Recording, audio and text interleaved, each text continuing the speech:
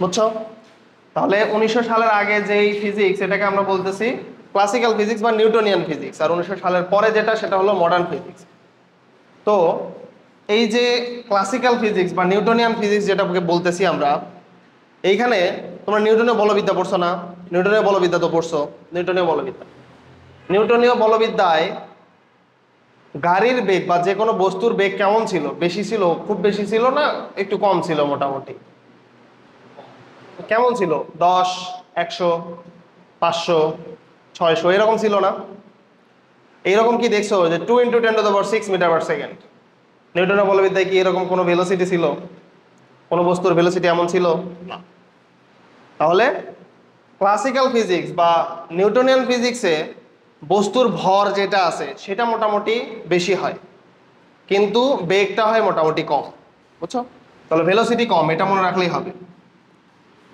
Velocity কম, যখন কোনো বস্তুর ভেলোসিটি কম হবে বুঝে নিবা এটা কিসের আন্ডারে পড়বে? নিউটনিয়ান ফিজিক্স বা ক্লাসিক্যাল ফিজিক্সের আন্ডারে পড়বে।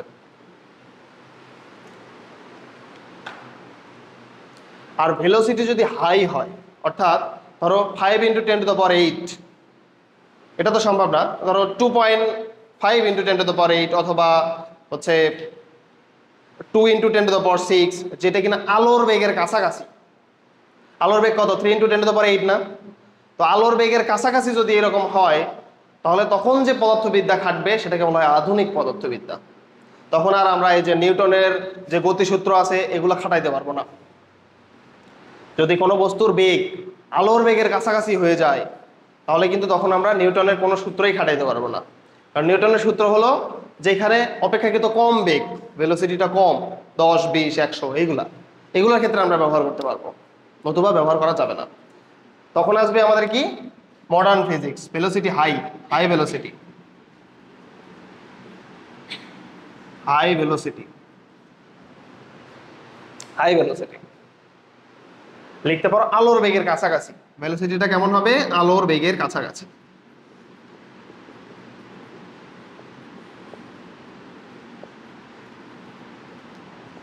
আলোর বেগের কাছাকাছি।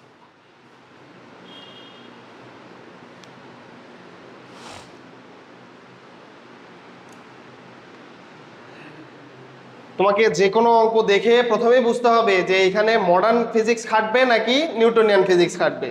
বুঝবা কিভাবে? বেগ দেখে। বেগ যদি আলোর বেগের কাছাকাছি হয়, অনেক বেশি হয়, তাহলে বুঝবা এটা হলো মডার্ন ফিজিক্সের ভিতরে পড়বে। আর যদি বেগ অপেক্ষাকৃত কম হয়, 100, 10, 50, 1000ও হইতে পারে, 1000, 2000, 3000, এগুলো কোনো বিষয় না, তাহলে এটা কি হবে? নিউটনিয়ান ফিজিক্স বা আমাদের ক্লাসিক্যাল ফিজিক্সের ভিতরে পড়বে। ক্লিয়ার? এটাই কিন্তু প্রথম প্রবলেম হয়, কোন ফিজিক্স খাটাবা? নিউটনিয়ান ফিজিক্স খাটাবা না মডার্ন ফিজিক্স খাটাবা? এটাই প্রথম প্রবলেম হবে। ঠিক আছে, লেখা হয়েছে এটা।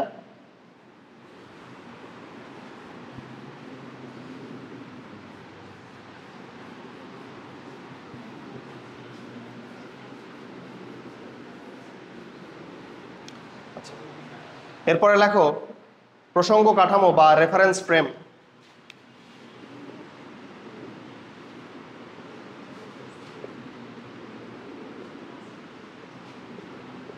প্রসঙ্গ কাঠামো লেখা হয় রেফারেন্স ফ্রেম।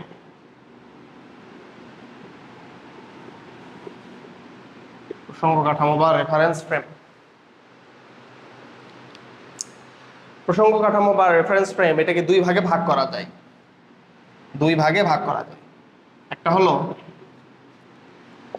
জড় প্রসঙ্গ কাঠামো। জড় প্রসঙ্গ কাঠামো, ইংলিশে এর নাম হলো inertial reference frame. Inertial reference frame. আর আরেকটা হলো অজড় প্রসঙ্গ কাঠামো।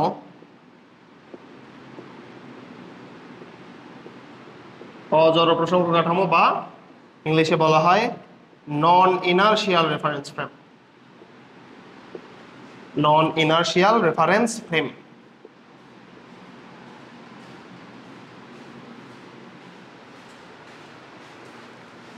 দেখো প্রসঙ্গ কাঠামো হলো দুই প্রকার, একটা হলো জড় প্রসঙ্গ কাঠামো বা ইনার্শিয়াল রেফারেন্স ফ্রেম, আর আরেকটা হলো অজড় প্রসঙ্গ কাঠামো বা নন ইনার্শিয়াল রেফারেন্স ফ্রেম।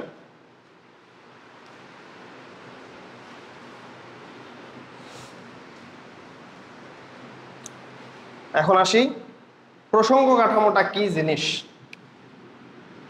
প্রসঙ্গ কাঠামো, ধরো তোমাকে আমি বললাম এই যে হিলিয়াম একটা রেস্টুরেন্টের নাম শুনছো না, হিলিয়াম চলে শহীদুল্লাহতে আছে, তাই কিনা? তোমাকে বললাম যে তুমি এইখান থেকে 10 কিলোমিটার গেলেই তুমি, 10 কিলোমিটার হবে না, 7 কিলোমিটার ধরো, 6-7 কিলোমিটার হবে। তো এইখান থেকে তুমি 6 কিলোমিটার গেলেই তুমি হিলিয়াম রেস্টুরেন্ট পাবা, তোমাকে আমি এটা বললাম। তো তুমি স্বাভাবিকভাবেই এইখান থেকে এই যে তোমার সামনে কালীতলা এখানে গেলা, যাওয়ার পরে তুমি চিন্তা করলা যে আমার তো বললো 10 কিলোমিটার, কিন্তু 10 কিলোমিটার কোন দিকে? রাস্তা আছে 4-5টা, সোজা দিকেও আছে, পিছন দিকেও আছে, ডানেও আছে, বামেও আছে। হিলিয়াম রেস্টুরেন্ট কোন দিকে? ধরো তুমি কিছু জানো না, এই শহরের কিছুই জানো না, তোমাকে আমি বলে দিছি যে এইখান থেকে 10 কিলোমিটার যাবা, হিলিয়াম রেস্টুরেন্ট পেয়ে যাবা। রাস্তায় যাওয়ার পরে তুমি 10 কিলোমিটার কোন দিকে এটা খুঁজতেছো, কারণ আমি তো তোমাকে দিক বলে দেই নাই, বলছি দিক বলে দেই নাই কিন্তু। তো তুমি ইয়েতে যাবা, এই যে কালীতলাতে গিয়ে খুঁজবা যে ডানে যাবো না বামে যাবো, সোজা যাবো না পিছে যাবো। তোমার প্রথম সমস্যা হবে এইখানে। তারপর আমি তোমাকে বলে দিলাম যে তুমি এইখান থেকে তুমি 7 মাথা যাবা, 7 মাথা যাবা, 7 মাথা থেকে পূর্ব দিকে 2 কিলোমিটার যাবা, রিক্সা করে পূর্ব দিকে 2 কিলোমিটার যাবা। তো তুমি এখান থেকে 7 মাথা যাবা, প্রথমে বলেই তো দিছি 7 মাথা। 7 মাথা থেকে রিক্সাওয়ালাকে বলবা যে হিলিয়াম রেস্টুরেন্টে নিয়ে যান, উনি যদি না চেনে ওনাকে বলবা যে পশ্চিম দিকে 2 কিলোমিটার নিয়ে যান। তাহলে 7 মাথা থেকে তুমি পূর্ব দিকে 2 কিলোমিটার গেলে তুমি কি পাচ্ছ? হিলিয়াম রেস্টুরেন্টটা পাচ্ছ। তাইলে আমি দেখো, যদি তোমাকে এই 7 মাথার কথা না বলতাম, 7 মাথার কথা যদি না বলতাম, তাহলে কি তুমি ওখানে যাইতে পারতা? পারতা না। কিন্তু আমি তোমাকে বলছি যে 7 মাথা থেকে 2 কিলোমিটার দূরে পশ্চিম দিকে। এখন ধরো আমি তোমাকে বলে দিছি যে 7 মাথা থেকে পশ্চিম দিকে যাও তুমি, তাইলেই পাবা। তুমি পশ্চিম দিকে যাইতেই আছো, 2 কিলোমিটার ক্রস করে 3-4-5 কিলোমিটার চলে গেছো, কারণ আমি তোমাকে কি বলি নাই, মানটা বলে দেই নাই। কথা বুঝছো? এইখানে প্রসঙ্গ কাঠামোটা হলো 7 মাথা। যে প্রসঙ্গ কাঠামোর সাপেক্ষে কোনো বস্তুর গতির বর্ণনা করা হয়। এই যে তুমি গতিশীল ছিল না, তো এই যে গতিশীল যে তুমি 2 কিলোমিটার যাবা পশ্চিম দিকে, এটা কিসের সাপেক্ষে আমি বলে দিছি? 7 মাথার সাপেক্ষে। যে তুমি 7 মাথা থেকে পূর্ব দিকে 2 কিলোমিটার গেলেই তুমি হিলিয়াম রেস্টুরেন্টটা পেয়ে যাবা। কথা কি বুঝছো কিনা? তাহলে এখানে 7 মাথাটা হলো প্রসঙ্গ কাঠামো।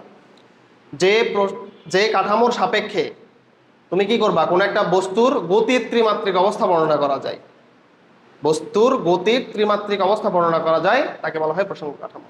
লিখে নাও, তা আসে অনেক সময় ক নাম্বারে। যে কাঠামোর সাপেক্ষে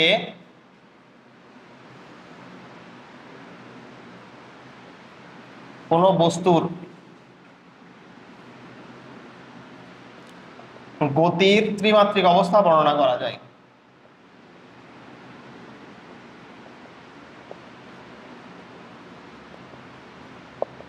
বর্ণনা করা যায়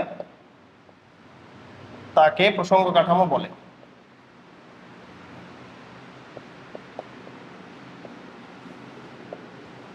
তাকে প্রসঙ্গ কাঠামো বলে।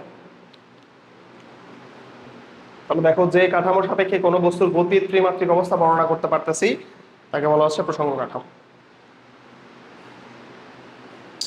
দুইটা ভাগে ভাগ করা হয়েছিল, একটা হলো জড় প্রসঙ্গ কাঠামো আর একটা হলো অজড় প্রসঙ্গ কাঠামো। এখন এটা কি, এটা একটু দেখি। এটাকে তোলা হয়েছে?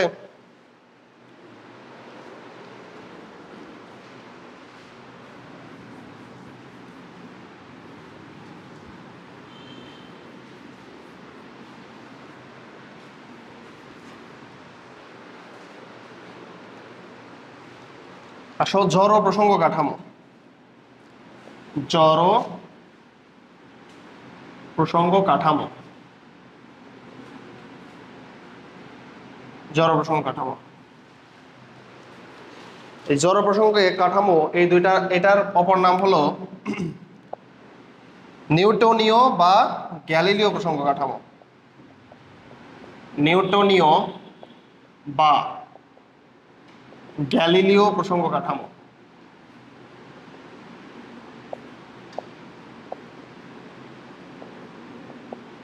প্রসঙ্গ কাঠামো দেখো এমসিকিউ মানে বিভিন্ন জায়গা থেকে বিভিন্নভাবে আসতে পারে। তোমাকে বললো যে নিচের কোন নিচের কোনটির ভিতরে সাদৃশ্য নেই, এভাবে বললো। ক নাম্বার অপশনে দিল জড় প্রসঙ্গ কাঠামো, খ নাম্বার অপশনে দিল নিউটনীয় প্রসঙ্গ কাঠামো, গ নাম্বার অপশনে দিল গ্যালিলীয় প্রসঙ্গ কাঠামো, ঘ নাম্বার অপশনে দিল ধরো মোরলের প্রসঙ্গ কাঠামো। তার অ্যান্সার কি হবে? মোরলের প্রসঙ্গ কাঠামো, তাই না? কারণ এই তিনটার ভিতরে কি আছে? সাদৃশ্য আছে, তিনটা সেম জিনিস। তাহলে কি এটা সাদৃশ্য আছে না? আমি তোমাকে কোশ্চেনে বলছি সাদৃশ্য নেই, তাহলে মোরলের প্রসঙ্গ কাঠামো এটা কি সাদৃশ্য আছে? আচ্ছা, কোশ্চেন বিভিন্নভাবে আসতে পারে। জড় প্রসঙ্গ কাঠামো বা এটাকে আমরা বলতেছি নিউটনীয় অথবা গ্যালিলীয় প্রসঙ্গ কাঠামো, এটা কেমন হয়?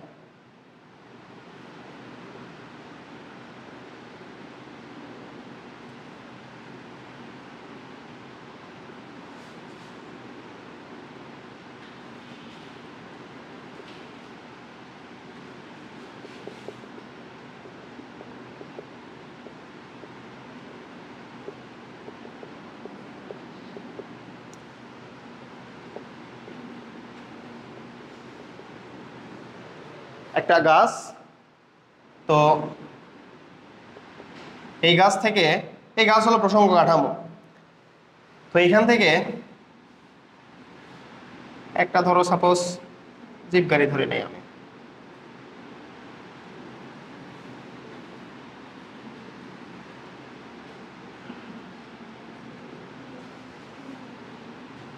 একটা গাড়ি, গাছ থেকে একটা গাড়ি সামনের দিকে 5 মিটার পার সেকেন্ড বেগে যাচ্ছে, 5 মিটার পার সেকেন্ড বেগে যাচ্ছে। তো এর উপরে একটা লোকও আছে, এর উপরে একটা লোকও আছে। আচ্ছা, ও গাড়ির উপরে আছে। আচ্ছা, তাহলে গাড়ির বেগ যদি 5 মিটার পার সেকেন্ড বেগ হয়, লোকের বেগটা কত? 5 মিটার পার সেকেন্ড বেগ না, ও তো গাড়ির উপরে আছে, তাহলে ওর বেগ কিন্তু 5 মিটার পার সেকেন্ড। আচ্ছা, আমি প্রসঙ্গ কাঠামো ধরলাম এই যে এটাকে। দেখো, যদি যে কোনো একটা প্রসঙ্গ কাঠামোর সাপেক্ষে কোনো বস্তুর বেগ সব সময় ধ্রুব থাকে, অর্থাৎ সমান থাকে, তাহলে এটাকে কি বলা হয়? সমবেগ বলা হয় না? তাহলে কোনো কাঠামোর সাপেক্ষে যদি কোনো বস্তুর বেগ সমবেগ থাকে, তাহলে সেই প্রসঙ্গ কাঠামোকে বলা হবে জড় প্রসঙ্গ কাঠামো। বুঝছো? এই যে এই গাড়ি এখানে 5 মিটার পার সেকেন্ড, সামনেও যখন যাবে তখনও 5 মিটার পার সেকেন্ড বেগেই থাকবে, তখনও 5 মিটার পার সেকেন্ড বেগেই থাকবে। তাহলে এই যে প্রসঙ্গ কাঠামো, এই প্রসঙ্গ কাঠামোর নাম হবে জড় প্রসঙ্গ কাঠামো। এটা কিন্তু এমন না, মনে করো না যে জড় মানে জীবন নাই, এটা কিন্তু না। কথা কি বুঝছো? জড় প্রসঙ্গ কাঠামো হলো যেই কাঠামোর সাপেক্ষে কোনো বস্তুর বেগ সবসময় ধ্রুব, অর্থাৎ সমবেগ, তাকে বলা হবে জড় প্রসঙ্গ কাঠামো। ক্লিয়ার?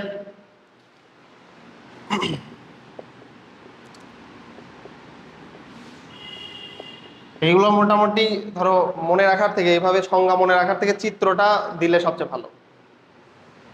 বেগ কি? সমবেগ, বেগ ধ্রুব, সমবেগ, সমবেগ। হ্যাঁ, সংজ্ঞাটা আচ্ছা লেখো। যে কাঠামোর সাপেক্ষে বা যে প্রসঙ্গ কাঠামোর সাপেক্ষে, যে প্রসঙ্গ কাঠামোর সাপেক্ষে কোনো বস্তুর বেগ, যে প্রসঙ্গ কাঠামোর সাপেক্ষে কোনো বস্তুর বেগ ধ্রুব থাকে, যে প্রসঙ্গ কাঠামোর সাপেক্ষে কোনো বস্তুর বেগ ধ্রুব থাকে, তাকে জড় প্রসঙ্গ কাঠামো বলে, তাকে জড় প্রসঙ্গ কাঠামো বলে।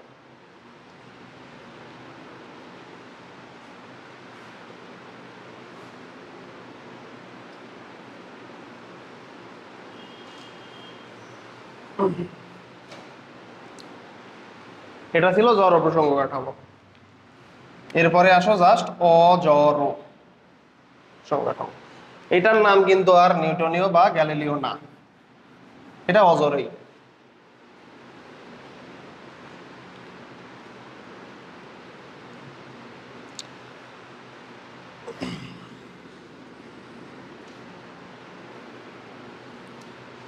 ফিজিক্স এক্সামে ভালো নাম্বার পাওয়ার উপায় হলো স্যারের ইমপ্রেশন ক্রিয়েট করা। কিভাবে করবা? ক খ খতে যেগুলো থাকে না, খতে চেষ্টা করবা চিত্র দেওয়ার, খতে চেষ্টা করবো চিত্র দেওয়ার। চিত্র যেরকমই হোক, খারাপ হোক ভালো হোক ডাজেন্ট ম্যাটার, বুঝাইতে পারলেই হলো। লেখার পাশাপাশি পাশে একটা ছোট চিত্র দিয়ে দিবা, দেখবা কাজ হয়ে যাবে। এটা শুধু তোমাকে ওইখানে 2 নাম্বার পাওয়াতে হেল্প করবে না, অন্য জায়গাতেও হেল্প করবে। যেখানে ধরো তোমার অঙ্ক ভুল হয়ে গেছে, হয়তো 0 দেওয়ার কথা, বাট ওই যে তুমি আগে চিত্র টিত্র দিছো, স্যারের তোমার প্রতি একটা ভালো ইমপ্রেশন চলে আসছে, তখন কি করবে? 0 দেওয়া বাদ দিয়ে অন্তত 1 বা 2 দিবে, এটাও তোমার লাভ। বুঝছো না? তাহলে এটা ছিল জড় প্রসঙ্গ কাঠামো। এখন অজড় প্রসঙ্গ কাঠামোতে কি হয়? এইটা ধরো তোমার বস্তু, এই বস্তুর বেগ প্রথমে ছিল 5 মিটার পার সেকেন্ড, পরে হয়ে গেল 10 মিটার পার সেকেন্ড।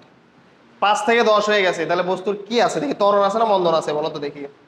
বেগ বাড়লে এটা কি বলে? ত্বরণ না? ত্বরণ। আর যদি 5 থেকে 4-এ আসতো বা 3-এ আসতো, তাহলে কি বলা হয়? মন্দন, তাই কিনা? তাহলে অজড় প্রসঙ্গ কাঠামোর ক্ষেত্রে ত্বরণ অথবা মন্দন থাকে, ত্বরণ বা মন্দন থাকে অজড় প্রসঙ্গ কাঠামো। তাহলে কিভাবে লিখতে পারো? যে প্রসঙ্গ কাঠামোর সাপেক্ষে কোনো বস্তুর বেগ ধ্রুব থাকে না, অর্থাৎ ত্বরণ অথবা মন্দন থাকে, তাকে বলা হয় অজড় প্রসঙ্গ কাঠামো।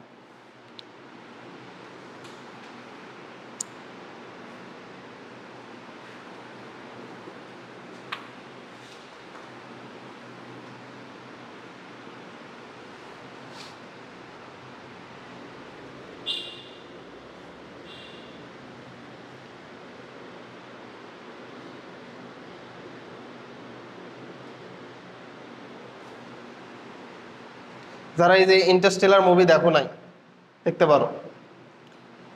আচ্ছা, ইন্টারস্টেলার মুভি দেখতে পারো, এই অধ্যায়ের সাথে রিলেটেড, সো দেখতে পারো।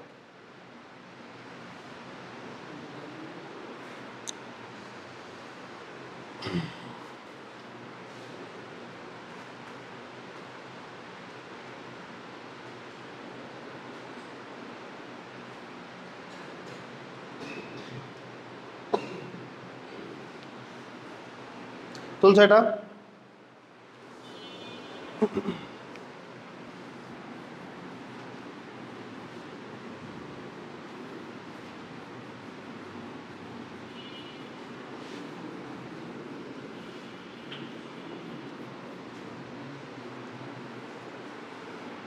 আচ্ছা,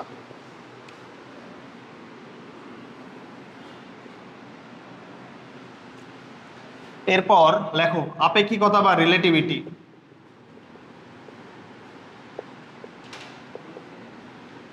আপেক্ষিকতা বা রিলেটিভিটি।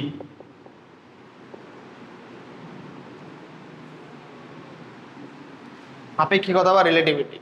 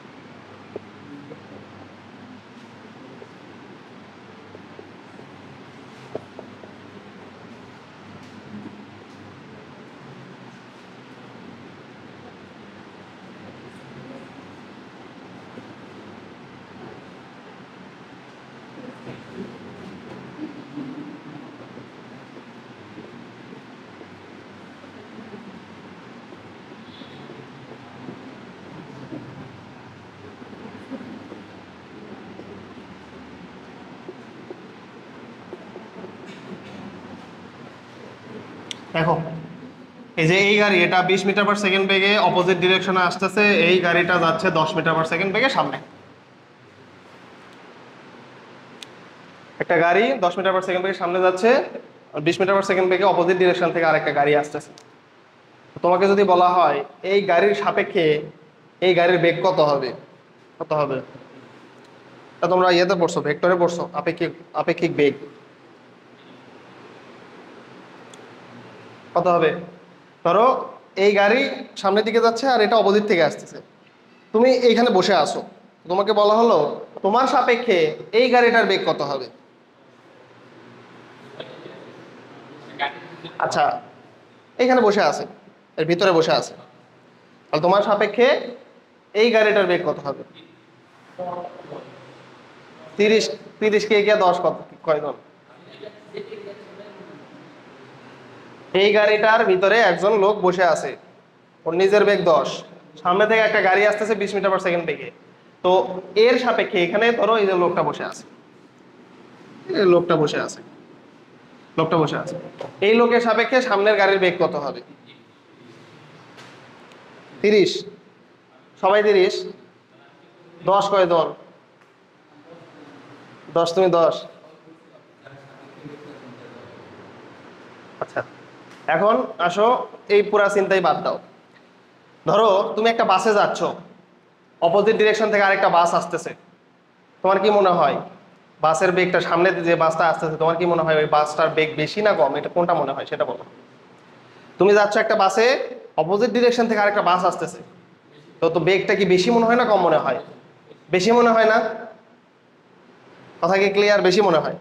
আবার ধরো তুমি 10 মিটার পার সেকেন্ড বেগে যাচ্ছ একটা গাড়িতে, তোমার পাশ দিয়ে আরেকটা গাড়ি 10 মিটার পার সেকেন্ড বেগে যাচ্ছে একই দিকে, কি মনে হয়? দেখে মনে হয় না যে ও তো যাচ্ছেই না আমার সাথে স্থির, এমন মনে হয় না? একই সাথে যাচ্ছে, স্থির মনে হয় না? তার মানে যখন কোনো কিছু অপোজিট ডিরেকশন থেকে আসবে তখন তোমার দেখে মনে হবে সেটার বেগ অনেক বেশি, অনেক বেগ বেশি মনে হবে। একইভাবে যখন সংঘর্ষ হয়, সংঘর্ষ দেখি বলো তো, মুখোমুখি সংঘর্ষে ক্ষয়ক্ষতি বেশি হয় নাকি একমুখী সংঘর্ষে ক্ষয়ক্ষতি বেশি হয়? মুখোমুখিতে না? যখন ধরো একটা ট্রাক এদিক থেকে আসতেছে আর একটা ট্রাক এদিক থেকে আসতেছে, মুখোমুখি সংঘর্ষ, সেখানে কি ক্ষয়ক্ষতি বেশি হয় না? কারণ কি আপেক্ষিক বেগটাই বেশি হয়ে যায়। দেখো তুমি যখন এটার সাপেক্ষে এটা বের করবা, জাস্ট সাপেক্ষটাকে উল্টাই দিতে হয়, দেন লব্ধি বের করতে হয়। তাহলে এটা হলো তোমার সাপেক্ষ, এটাকে উল্টায় দিলে এই গাড়িটা কি এইদিকে হয়ে যাবে না? উল্টায় দিলে যেটা সাপেক্ষ, আমি বলছি এটা সাপেক্ষে এটা, তাহলে এটাকে সাপেক্ষ, তার মানে এটাকে উল্টায় দাও, এই যে উল্টায় দিছো। আর এই গাড়িটা আসতেছিল এইদিকে, এটা 20 আর এটা 10, এখন তুমি লব্ধি করো, কত আসবে? 30। বুঝছো? ক্লিয়ার?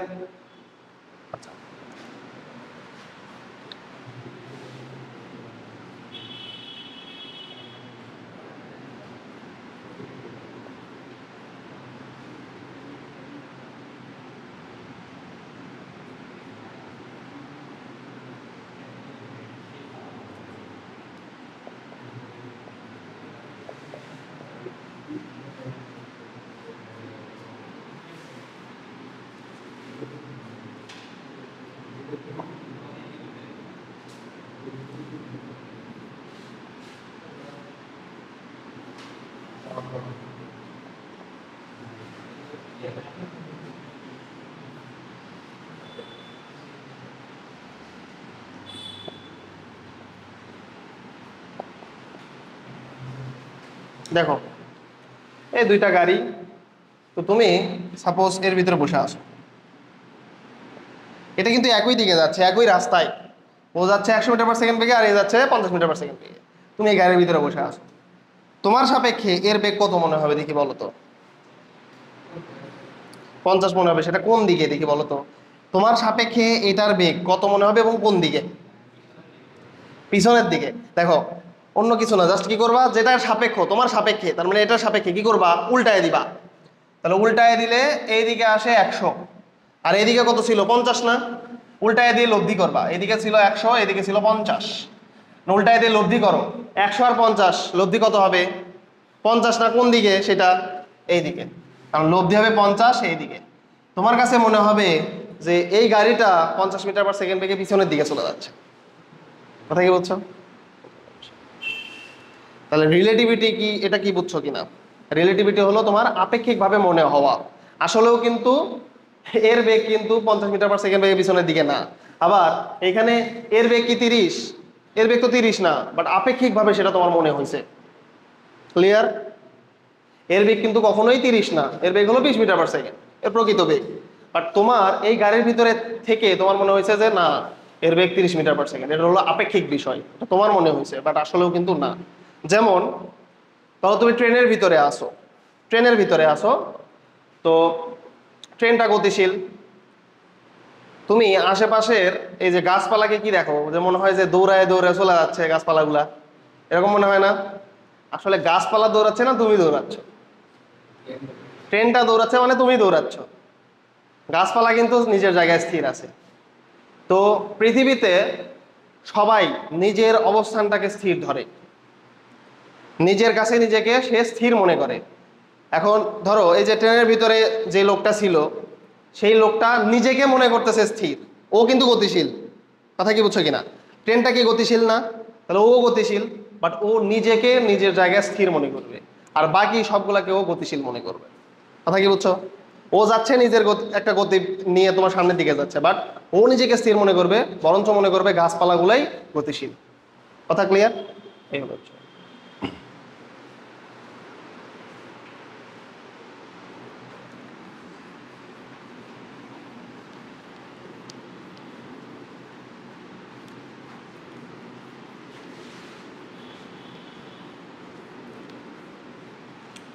মোটামুটি এতটুকু জানলেই হবে। এখন আসো, দেখো আইনস্টাইন, একে নিয়ে আমাদের একটু পড়াশোনা করা লাগবে। আইনস্টাইন, বুঝছো? আইনস্টাইন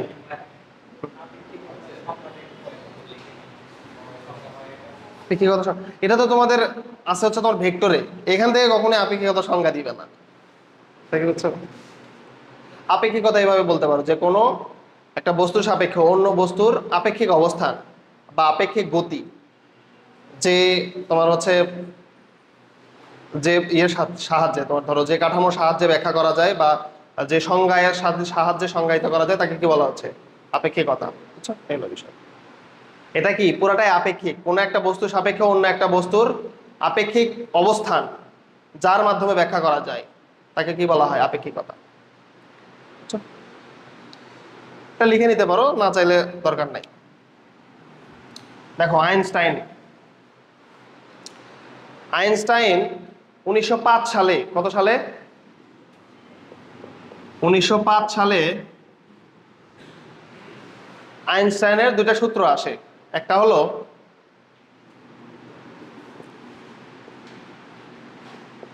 আপেক্ষিকতার সাধারণ তত্ত্ব, যেটাকে বলা হয় general theory of relativity. General theory of relativity, Bangla কি? আপেক্ষিকতার সাধারণ তত্ত্ব।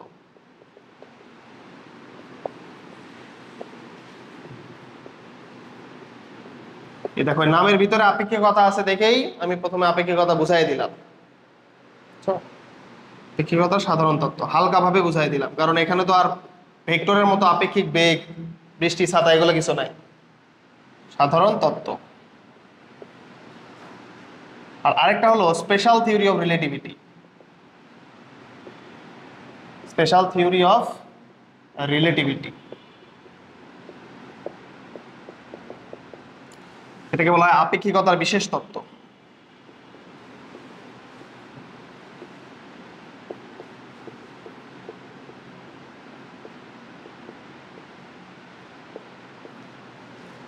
দেখো জেনারেল থিওরি অফ রিলেটিভিটি বা আপেক্ষিকতার সাধারণ তত্ত্ব, আরেকটা হলো স্পেশাল থিওরি অফ রিলেটিভিটি বা আপেক্ষিকতার বিশেষ তত্ত্ব। 1905 সালে আইনস্টাইন দিছে। মূলত এই দুইটা সূত্রের কারণেই সৃষ্টি হয় আধুনিক পদার্থবিদ্যার। বুঝছো? আইনস্টাইনের এই সূত্র এবং ম্যাক্স প্লাঙ্কের কোয়ান্টাম তত্ত্ব, এই দুইটার কারণেই মূলত আধুনিক পদার্থবিদ্যার সূচনা। বুঝছো? তাহলে ম্যাক্স প্লাঙ্কের কোয়ান্টাম তত্ত্ব এবং আইনস্টাইনের, তোমরা আগে পড়ছো থিওরি অফ রিলেটিভিটি, আইনস্টাইন আবিষ্কার করছে থিওরি অফ রিলেটিভিটি, বাট এটার ভিতরেই দুইটা ভাগ আছে, একটা হলো জেনারেল থিওরি অফ রিলেটিভিটি আর একটা হলো স্পেশাল থিওরি অফ রিলেটিভিটি। এখন ও এই জেনারেল থিওরি অফ রিলেটিভিটি, আপেক্ষিকতার সাধারণ তত্ত্ব, এখানেও কি আলোচনা করছে? এইখানে গ্রহ নক্ষত্র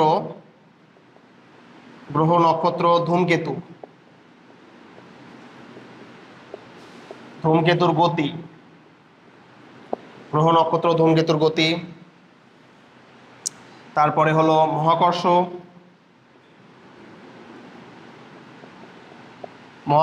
ও অভিকর্ষ বল নিয়ে আলোচনা করেছে।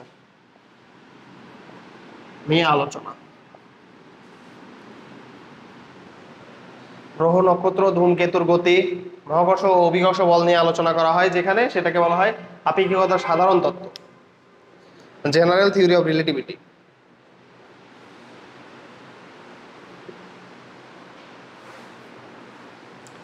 আর স্পেশাল থিওরি অফ রিলেটিভিটিতে কি করা হয়? আপেক্ষিকতার বিশেষ তত্ত্ব, এটাই হলো মেইন তত্ত্ব, এটাই হলো এর মেইন তত্ত্ব, আপেক্ষিকতার বিশেষ তত্ত্বটাই হলো এর মেইন তত্ত্ব।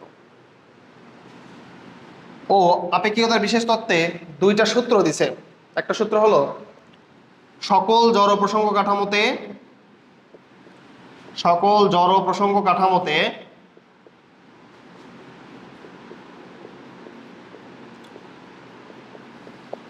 পদার্থবিজ্ঞানের সকল সূত্র পালিত হয়।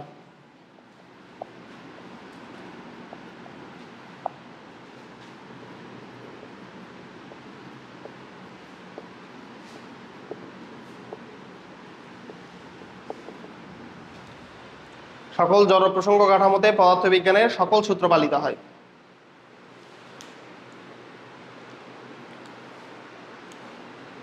দেখো এই যে এই লাইনটা বুঝাবো দেখেই কিন্তু আমাদের প্রথমে আমরা পড়ে আসছি জড় প্রসঙ্গ কাঠামো কি, কথা কি বুঝছো? কারণ লাইনের ভিতরে দেখো আছে জড় প্রসঙ্গ কাঠামো। তাহলে সকল জড় প্রসঙ্গ কাঠামোতে পদার্থবিজ্ঞানের সকল সূত্র পালিত হয়। জড় প্রসঙ্গ কাঠামো কি?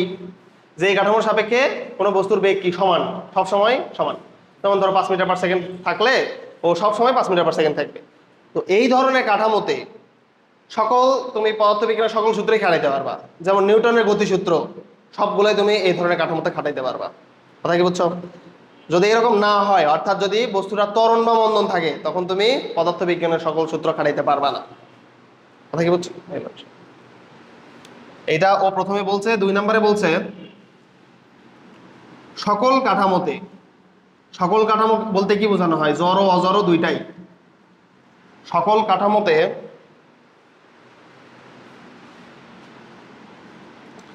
আলোর বেগ c ধ্রুব,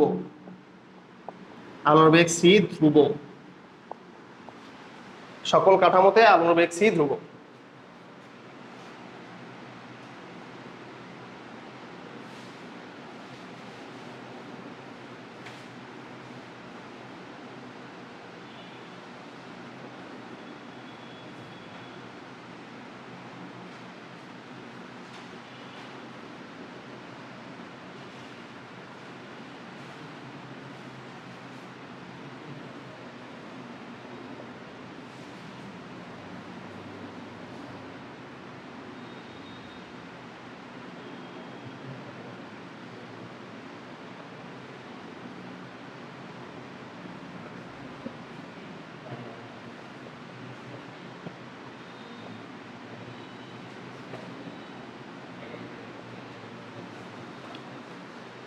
দেখো ধরো এখানে একটা মোমবাতি জ্বলতেছে বা যে কোনো একটা আলোর সোর্স আছে, যেখান থেকে আলো নিঃসরণ হচ্ছে। তো এই লোকটা করলো কি, 5 মিটার পার সেকেন্ড বেগে সামনের দিকে দৌড়াচ্ছে। আলো কত মিটার পার সেকেন্ড বেগে আসবে? c বেগে আসবে না আলো?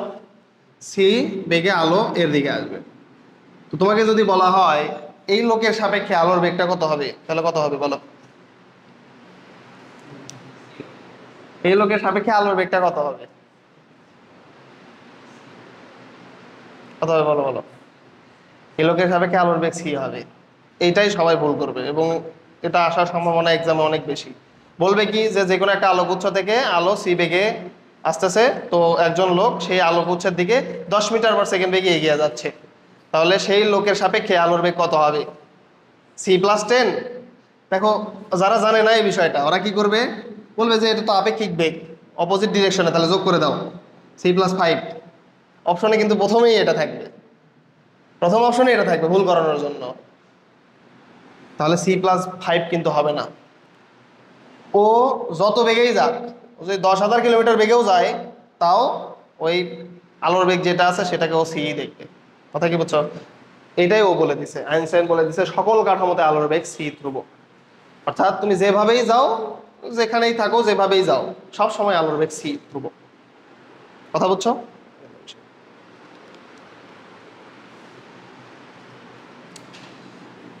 দরকার হলে এটা আঁকায় নিতে পারো, এরকম কোশ্চেন কিন্তু আসবে। এখন সি বলতেছো, বাট পরে যে এক্সামের সময় কি যে হয়ে যায়।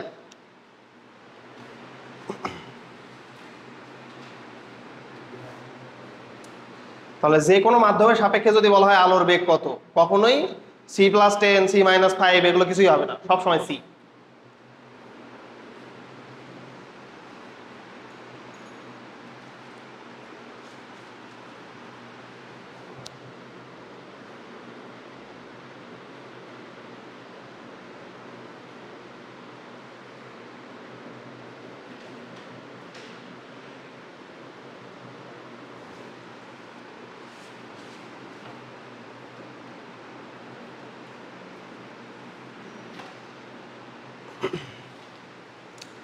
তুলছো এটা?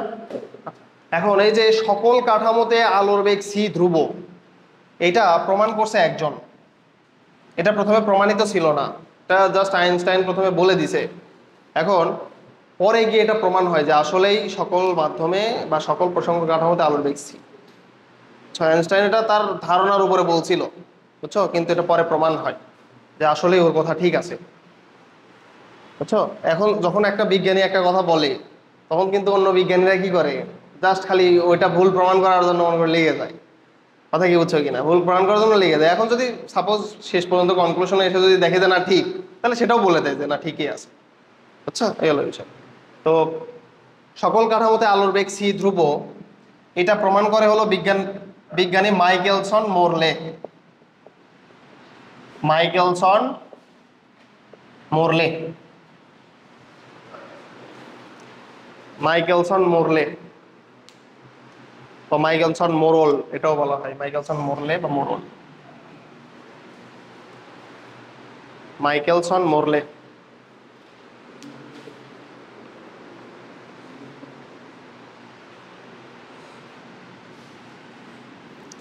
মাইকেলসন মোরলে, দেখো এরা এই যে সকল কাঠামোতে আলোর বেগ সি ধ্রুব এটাও প্রমাণ করে, এবং এটাকে কাজে লাগিয়ে ওরা শত বছরের একটা ভ্রান্ত ধারণা ভুল প্রমাণ করে দেয়। যেমন আগে অস্তিত্ব, মানে আগে হচ্ছে মানে ধারণা করা হতো যে এই মহাবিশ্বে ইথার নামক একটা বস্তু আছে, ইথার নামক একটা অদৃশ্য বা অলিক বস্তু আছে, এটা কল্পনা করা হতো। তো তোমাদের ভৌত আলোক বিজ্ঞানও বলছিলাম, তো ইথারের কল্পনা করা হতো যে আমাদের আশেপাশে ইথার নামের বস্তুটা আছে। বুঝছো? এটা কল্পনা করা হতো। তো বিজ্ঞানী মাইকেলসন মোরলে কি করছে, এই যে সকল কাঠামোতে আলোর বেগ সি ধ্রুব রেখে এই ইথারের অস্তিত্ব আছে কিনা এটা প্রমাণ করার চেষ্টা করছে। পরে গিয়ে দেখে যে যদি আলোর বেগ সি ধ্রুব হয়, তাহলে কখনোই ইথারের অস্তিত্ব থাকে না। বুঝছো? এটা তোমাদের এক্সামে আসে এমসিকিউ এ। ইথারের অস্তিত্ব নেই, ইথারের অস্তিত্ব নেই প্রমাণ করছে কোন বিজ্ঞানী? ইথারের অস্তিত্ব নেই প্রমাণ করেছে কোন বিজ্ঞানী?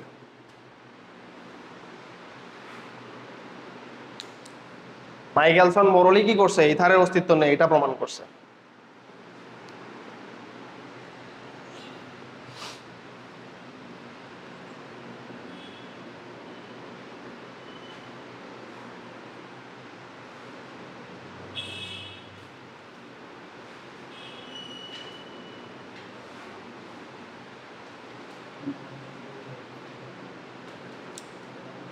বুঝছো? তাহলে এখানে কিন্তু এমসিকিউ আসার মতো একটা বিষয়, সেটা হলো এই যে আপেক্ষিকতার বিশেষ তত্ত্ব, এখান থেকে ভালো মতো এমসিকিউ আসে। সবচেয়ে বেশি এমসিকিউ আসছে যে এইটা, ইথারের অস্তিত্ব নেই প্রমাণ করেছে কোন বিজ্ঞানী? মাইকেলসন মোরলে, এটাই বেশি আসছে। আর আরেকটা হলো আলোর বেগ যে সি ধ্রুব, এটা প্রমাণ করছে, এটা বলে দিছে কে? এটা কিন্তু বলছে আইনস্টাইন। সকল মাধ্যমে বা সকল কাঠামোতে আলোর বেগ যে সি ধ্রুব, এটা বলছে কিন্তু আইনস্টাইন। ক্লিয়ার? একটা লাইন মনে রাখতে পারো, এটা পরেও আসবে যদিও, তাও একটু বলে রাখি। আইনস্টাইন যে আছে, আইনস্টাইন নোবেল পাইছে একটা কারণে। আইনস্টাইন নোবেল পাইছে, আমাদের সময় এই কোশ্চেনটা দিছিল এইচএসসি। আইনস্টাইন নোবেল পাইছে কোন কারণে? অপশনে ছিল ই সমান সমান এমসি স্কোয়ার, হ্যাঁ, এনার্জি সমান সমান মিল্ক ইন্টু কফি স্কোয়ার, তাই না? ই সমান সমান এমসি স্কোয়ার, এটার কারণে প্রথম অপশনটাই ছিল এটা। পরেরটা দিছে ধরো এই যে ইথারের অস্তিত্ব প্রমাণের কারণে, পরেরটা দিছে ফটো ইলেকট্রিক ইফেক্টের কারণে, পরেরটা দিছে হচ্ছে কম্পটন ইফেক্টের কারণে। কোনটা? ফটো ইলেকট্রিক ইফেক্টের কারণে। সবাই মনে করো চোখ বন্ধ করে দাগাই দিছে ই সমান সমান এমসি স্কোয়ার, কারণ যে রিক্সা চালক ওইও জানে এটা, যে ই সমান সমান এমসি স্কোয়ার বলতে একটা সূত্র আছে। ওরা অন্যভাবে জানে, এই যে এনার্জি সমান সমান মিল্ক ইন্টু কফি স্কোয়ার, এইভাবে জানে ওরা। ই সমান সমান এমসি স্কোয়ার কি জিনিস এটা বলতে পারবে না, কিন্তু জানে। তো কথা হলো, আমাদের সময় এই কোশ্চেনটা দিছিল যে আইনস্টাইন নোবেল পাইছে কোন কারণে, তো সবাই দাগাই দিছে ই সমান সমান এমসি স্কোয়ার।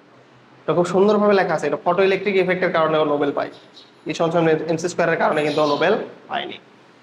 তাহলে এটা একটু লিখে নিতে পারো, যেহেতু আইনস্টাইনের নিয়ে আলোচনা করতেছি আমরা। আইনস্টাইন ফটো ইলেকট্রিক ইফেক্টের কারণে নোবেল পায়। Photo electric effect, photo electric effect বা এটাকে বলা আলোক তড়িৎ ক্রিয়া। ফটো ইলেকট্রিক ইফেক্টের বাংলায় কিন্তু আলোক তড়িৎ ক্রিয়া, এর জন্য নোবেল পায়, এর জন্য নোবেল পায়।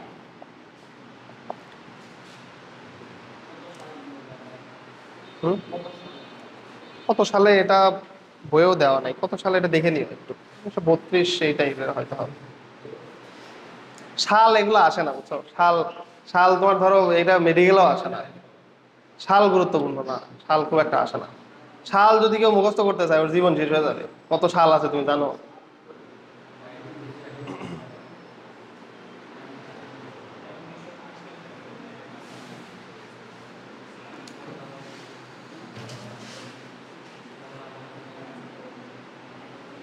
তুলছো এটা?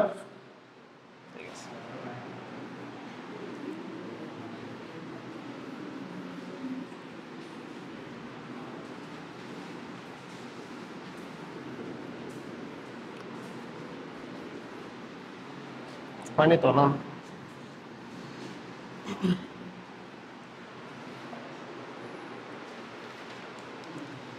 আচ্ছা, দেখো দৈর্ঘ্য সংকোচন, এই যে এই জায়গা থেকে তোমাদের শুরু হবে এই অধ্যায়ের অঙ্কের টপিকস। দৈর্ঘ্য সংকোচন ইংলিশে বলা হয় length contraction, length contraction, length contraction বা দৈর্ঘ্য সংকোচন, এইখান থেকে অঙ্কের টপিক শুরু হয়।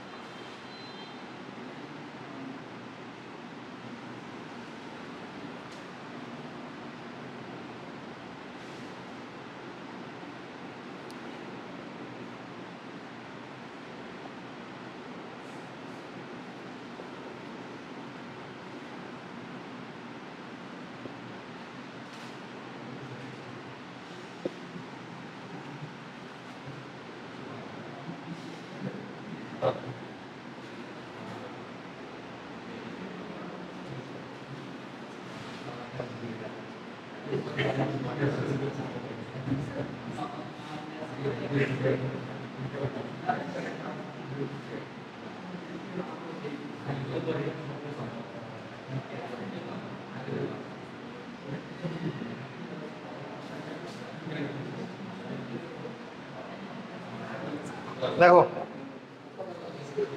এখানে একটা লোক দাঁড়ায় আছে, তো এখান থেকে দেখতেছে যে একটা গাড়ি যাচ্ছে। প্রথমে গাড়ি ছিল এখানে, মানে তো গাড়ি তো গতিশীল, ও কন্টিনিউয়াস, ধরো সাপোজ ও হচ্ছে 100 মিটার পার সেকেন্ড যাচ্ছে। প্রথমে এখানে ছিল, এখানেও ধরো সাপোজ যে বেগেই যাক 85 মিটার পার সেকেন্ড বেগে যাচ্ছে। তো প্রথমে 100 মিটার পার সেকেন্ড বেগে যাচ্ছিল, তো গতিশীল, তার মানে গতি বেগ আছে যেহেতু তার মানে গতিশীল। এই লোকের সাপেক্ষে ওর যখন এই গাড়িটা যখন এই লোকের কাছাকাছি থাকবে তখন এই গাড়িটাকে বড় দেখবে না? বড় দেখবে না? যখন আস্তে আস্তে দূরে যাবে ওই গাড়িটা তখন কি মনে হবে? আস্তে আস্তে ছোট মনে হয় না? এক সময় মনে হয় যে আঙুলের ভিতরে চলে আসবে গাড়ি, এরকম মনে হয় না? সেম অ্যাজ বিমানের কথা চিন্তা করো। তুমি ধরো যে কোনো একটা এয়ারপোর্টে গেছো, এয়ারপোর্টে যাওয়ার পরে বিমানটাকে দেখবা ইয়া বড়, তাই না? এখন বিমান যখন আকাশে উড়ে যাবে তখন আস্তে আস্তে কি হবে? বিমানটাকে দেখতে ছোট মনে হবে না? মনে হবে যে বিমান আস্তে আস্তে ছোট হচ্ছে, হইতে হইতে হইতে হইতে এখন একেবারে উপরে চলে যাবে, তখন মনে হবে যে এতটুকু, এরকম মনে হবে না? আসলে কি তাই হয়েছে নাকি বিমানের? বিমান কি আসলে এতটুকু হয়েছে? তোমার কি মনে হচ্ছে? ওটাকে দেখে তোমার মনে হচ্ছে এটা বিমান, কিন্তু ওর নিজের দৈর্ঘ্যেই আছে। বাট তোমার কি মনে হচ্ছে? একটা ভ্রান্ত ধারণা, এটাকে বলা হয় আপেক্ষিকতা।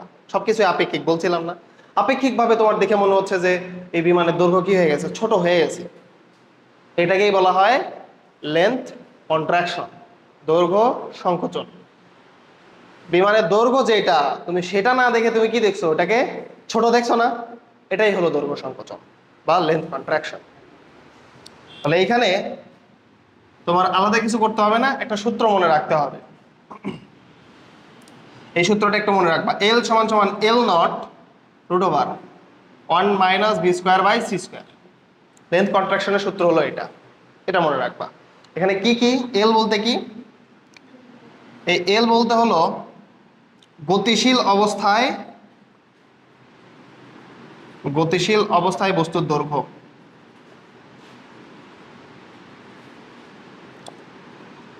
গতিশীল অবস্থায় বস্তুর দৈর্ঘ্য।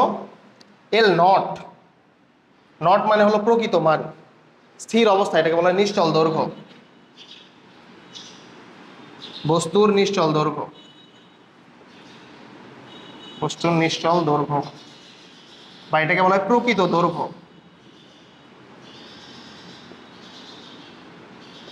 এই যে কোনটাকে কি বলতেছে এটা কিন্তু গুরুত্বপূর্ণ।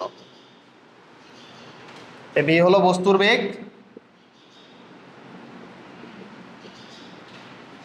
আর এই সি হলো আলোর বেগ।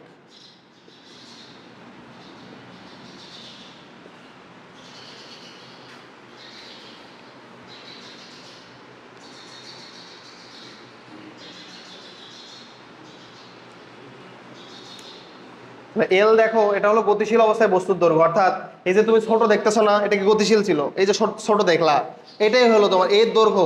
তুমি অর্থাৎ এই যে ধরো প্রথমে গাড়িটা চলা শুরু করছিল, তো প্রথমে কি এটা স্থির ছিল না? তো স্থির অবস্থায় তুমি যেটা দেখবা ওটা কি প্রকৃত দৈর্ঘ্য না? কথা কি বুঝছো কিনা? ওই গাড়ির কাছাকাছি ছিল, তো এটা স্থির ছিল, স্থির অবস্থায় এটা দেখছো তুমি 100 মিটার, এটা হলো প্রকৃত দৈর্ঘ্য। এখন ও যখন গতিশীল হয়েছে তখন কি তোমার আস্তে আস্তে এটাকে দেখে ছোট মনে হবে না? তো এটাই হলো এল, হলো গতিশীল অবস্থায় বস্তুর দৈর্ঘ্য, যেটা কিনা প্রকৃত নয়, এটা হলো অপ্রকৃত। এটা কিন্তু আসলেই দৈর্ঘ্যটা না। এখানে তুমি 100 মিটার দেখছো যেটা কিনা স্থির অবস্থায় ছিল, গতিশীল হয়ে গেলে তোমার মনে হচ্ছে যে এটা 50 মিটার, ওটা কি আসলে 50 মিটার হয়ে গেছে? না, গতিশীল দেখে তোমার মনে হচ্ছে যে 50 মিটার।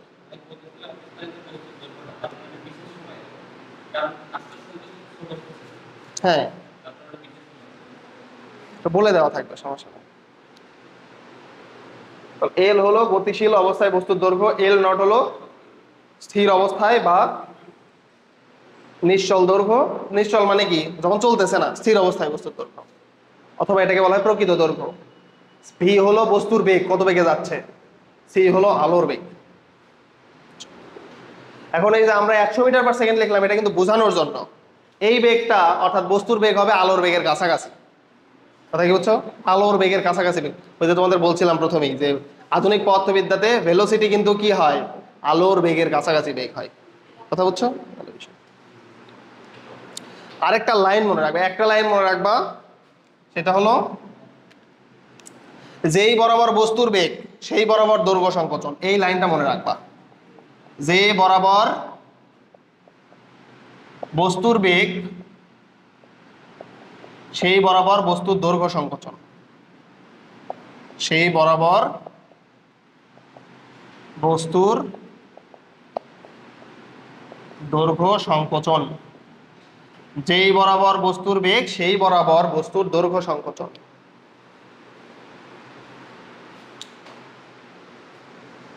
এটা একটু মনে রাখবো।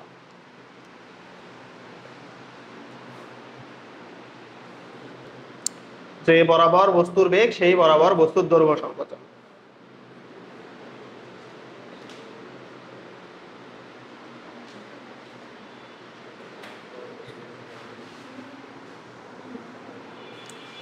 এটা ছোট অঙ্ক না করাইলে মনে হচ্ছে এটা কেমন কি কেমন কি এরকম মনে হচ্ছে না? একটা ছোট অঙ্ক করা যাক। লেখো লেখো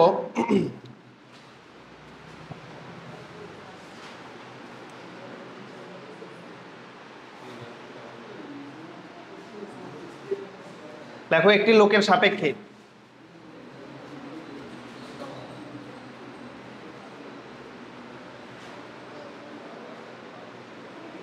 একটি লোকের সাপেক্ষে একটি লোকের সাপেক্ষে গতিশীল একটি যানবাহনের লোকের সাপেক্ষে গতিশীল একটি যানবাহনের একটি লোকের সাপেক্ষে গতিশীল একটি যানবাহনের দৈর্ঘ্য 10 মিটার। 10 মিটার। যানবাহনটির বেগ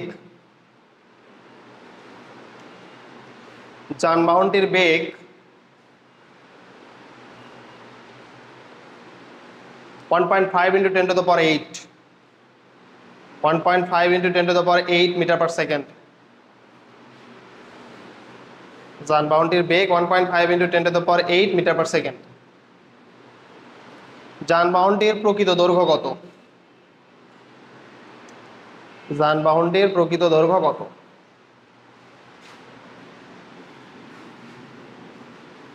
তো যানবাহনের জায়গায় তোমার নিজের পছন্দের গাড়ির নাম লিখে নিতে পারো।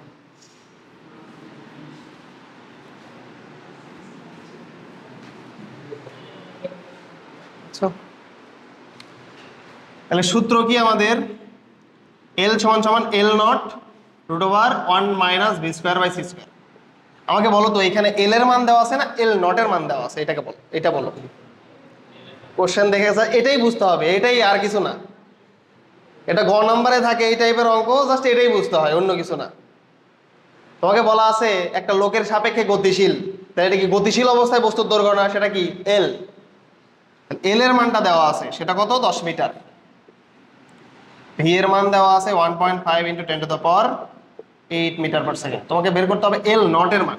তাহলে এল নট সমান কত হবে দেখো তো? এল ডিভাইডেড বাই এটা চলে আসবে, তার মানে কত? Root over 1 minus V square by C square. তাহলে এল এর মান হলো 10 meter, root over 1 minus V square by C square. এই যে দেখো, এটাকে তুমি এভাবে লিখতে পারো না, ভি বাই সি এর উপরে হোল স্কোয়ার লিখতে পারো না? ভি বাই সি এর উপরে হোল স্কোয়ার লেখা যায়, অর্থাৎ 1.5 into 10 to the power 8, নিচে হলো 3 into 10 to the power 8, এর উপরে হোল স্কোয়ার লেখা যায়। তাহলে দেখো এই যে 10 to the power 8 10 to the power 8 কাটলো, তারপরে এটা কত আসে তোমার? হচ্ছে হাফ আসবে 2, তার মানে হচ্ছে হ্যাঁ হাফের উপরে স্কোয়ার মানে 1/4। দেখো উপরে 10, নিচে এটা আসবে রুট ওভার 1 মাইনাস 1/4, এটা আসবে। তাহলে যেটা আসে লসাগু করলে 10 রুট ওভার, দেখো 4 মাইনাস 1 মানে কত? 3/4 না? 3/4। এই যে রুট 4 এটা কি হয়ে যাবে? 2 হয়ে যাবে না? 2 তার মানে কি উপরে গুণ হয়ে যাবে 20 ডিভাইড বাই রুট 3। দশমিকে কত আসে এটা? 11.5 মিটার। দেখো তুমি অ্যান্সার করার পরে তুমি বুঝতে পারবে যে তোমার অ্যান্সার ঠিক হয়েছে না ভুল হয়েছে। কিভাবে? এটা কি প্রকৃত দৈর্ঘ্য না? তুমি যেটা বের করছো এটা কি প্রকৃত দৈর্ঘ্য না, বা নিশ্চল অবস্থায় দৈর্ঘ্য? এল নট এটা হলো প্রকৃত দৈর্ঘ্য। প্রকৃত দৈর্ঘ্য বেশি হয় নাকি গতিশীল অবস্থায় দৈর্ঘ্য বেশি হয়? প্রকৃত দৈর্ঘ্য বেশি হয় না? গতিশীল অবস্থায় তো ওটা আস্তে আস্তে ছোট হয়ে যায়। দেখো তোমার বের হয়েছে 11.5, আর গতিশীল অবস্থায় কত ছিল? 10। তার মানে 10-এর থেকে বেশি আসছে, তার মানে অ্যান্সার ঠিক আছে তোমার। এইভাবেই অঙ্ক থাকে। এই অধ্যায় থেকে অ্যান্সার করার জন্য সহজ। ঠিক আছে, ফিজিক্স এই পর্যন্তই, কেমিস্ট্রি বের করো।